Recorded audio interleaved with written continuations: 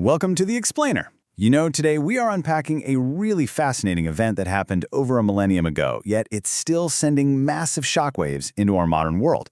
We're talking about the Battle of Badr. Fought way back in the 7th century in the absolute harshness of the Arabian desert, this clash actually involved just a few hundred men. But as we're going to see today, the strategic and political brilliance of this single event was so profound that its legacy is literally shaping global events, military theory, and even modern humanitarian aid right now. Okay, let's dive right into this. On our agenda today, modern echoes of Badr, defining a decisive battle, crossroads of 7th century Arabia, the strategy of the wells, and finally, creating the Ummah. By the end of this explainer, you'll clearly see the connective tissue between ancient desert tactics and the world we're living in today. Section 1. Modern Echoes of Badr. To truly grasp the historical weight of this battle, we've got to look at how it's actively wielded in the present day. There is a very stark quote from Osama bin Laden's 1996 fatwa declaring war on the United States. He wrote, "The young men of today are the successor of the early ones. It was the young men who killed this nation's tyrant, Abu Jahl." What we are looking at here is a strict historical invocation. Abu Jahl was a leader of the Meccan forces who opposed the Prophet Muhammad and was killed at Badr. Bin Laden deliberately used the very specific history of Badr to violently galvanize his followers, basically framing modern geopolitical grievances as a direct continuation of that exact 7th century struggle. And this brilliantly illustrates the massive, completely divergent power of historical narratives. On one hand, you have Al-Qaeda invoking the Battle of Badr as justification for global terrorism, explosives, and violent jihad. But then, on the exact opposite side of the spectrum, you have a humanitarian charity called Children of Adam. They explicitly use what they call the Badr strategy to build water hand pumps and filtration plants for vulnerable communities. They view the battle's core focus on securing water as a masterclass in providing the vital water of life to defeat modern armies of poverty and disease. It's just a fascinating contrast, right? A single historical event invoked by fundamentally opposed groups today, one for destruction and another for global humanitarian aid. Section 2. Defining a decisive battle. So, this incredible contrast brings up a really important question. How could a relatively small skirmish from the year 624 CE hold such lasting power? Well, to answer that, we have to understand how military theorists achieve a decision in war. The great Prussian theorist Karl von Clausewitz argued that the violent resolution of the crisis, meaning the total destruction of the enemy's fielded forces, is the primary mechanism for decision. It's all about annihilation. But flip to the other side, and we see Sun Tzu. Sun Tzu famously argued that the true acme of skill isn't fighting at all, but rather using political maneuvering and deception to subdue your enemy without a battle. Historians, like Paul K. Davis, synthesize these complex theories to give us a working definition of a truly decisive battle, and it's basically an outcome that brings on major political or social change. Crucially, it's a battle where if the outcome had been reversed, it would have drastically altered the lives of future generations. So it's not just about who won the fight on the day, it's about the socio-political ripple effects. And this perfectly sets up our analysis of Badr, because as we're about to see, its ripple effects absolutely changed the world. Section 3. Crossroads of 7th century Arabia. Let's travel back in time for a second to really understand this unique geographic environment. Geography fundamentally dictated the economy and the politics of the time. You have Mecca, which functioned as this massive desert economic hub, basically a distribution center that heavily relied on trade routes and caravans crossing all the way from Yemen to Syria. Just to the north is Medina, which was fundamentally different. Medina was a flourishing agricultural oasis.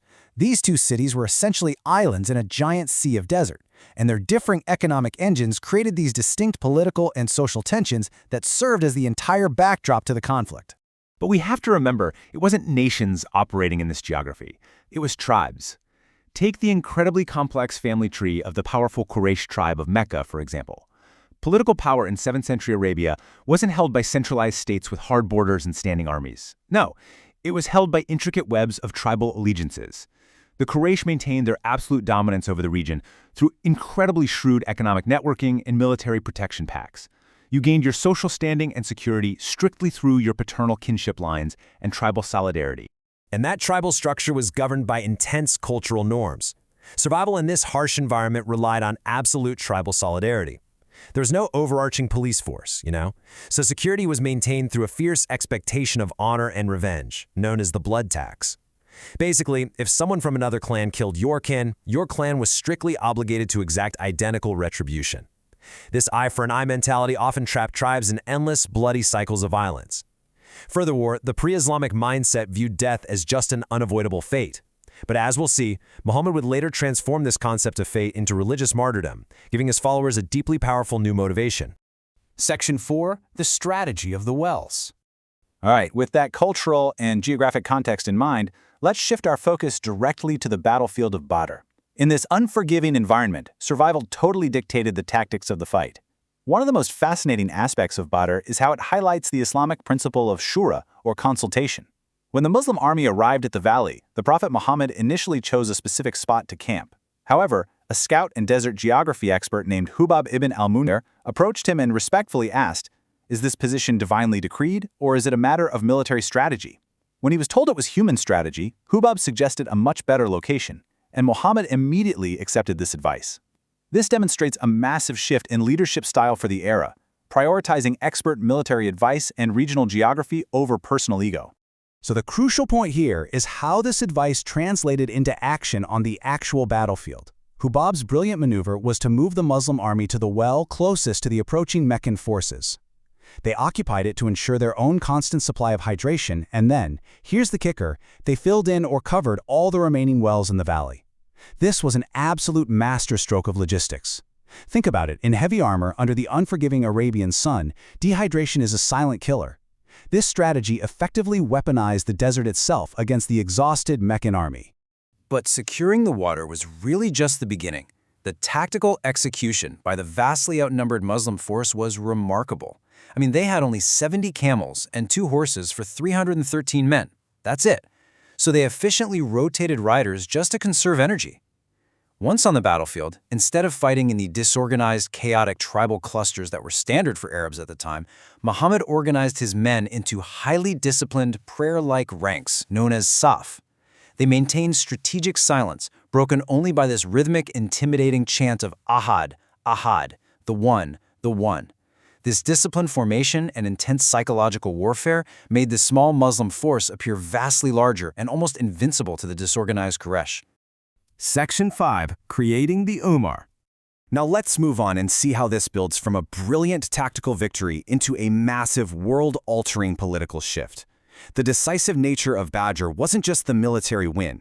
It was what Muhammad actually did with that victory. He created the Ummah. This was a completely new political and social community where allegiance was suddenly based on a common religion, completely replacing the old, rigid system of ethnic and blood kinship that had trapped the region in tribal warfare for centuries. And this revolutionary concept was codified in the Constitution of Medina. This document established Muhammad as the chief executive and ultimate arbiter of disputes. It brilliantly took the old pre-Islamic concept of the blood tax, that rigid tribal expectation of revenge we talked about, and expanded it to protect all believers equally, regardless of their original clan. This was a breathtaking piece of diplomacy. It successfully welded historically warring, fragmented tribal coalitions into a single, centralized political and religious force that would, within mere decades, expand across 3 continents. Which brings us to the end of our explainer and leaves us with a really profound thought to consider.